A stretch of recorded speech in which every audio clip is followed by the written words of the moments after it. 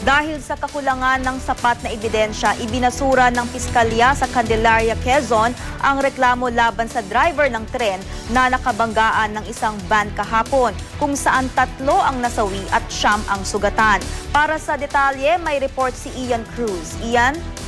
Yes, Lay, dahil nga sa insufficiency of evidence to establish probable cause, ay provisionally dismissed na ang mga reklamo laban sa PNR driver na si Francisco Montalvo Ramos.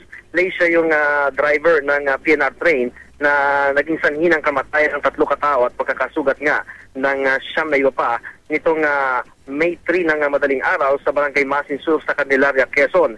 Lay, base ito, Lay, sa inquest resolution na inilabas ngayon lamang ni Johnny Bustonera, ang provincial prosecutor ng lalawigan ng Quezon. Dahil yan, Lay, ay inatasan din ni Bustonera ang Candelaria Police na agad ngang pakawalan itong si Francisco Ramos mula nga sa kanilang pagkakustodya sa kanya. Pero, Lay, natanong din natin si Fiscal Bustonera kung ano ba itong provisionally dismissed lamang. Ang sinasabi niya ay maaari pa naman daw magharap ng motion for reconsideration mga kaanak ng mga biktima, pero kailangan daw nilang maglakip ng mga matitibay na ebidensya upang maisakda itong si Ramos. Lay? Maraming salamat, Ian Cruz.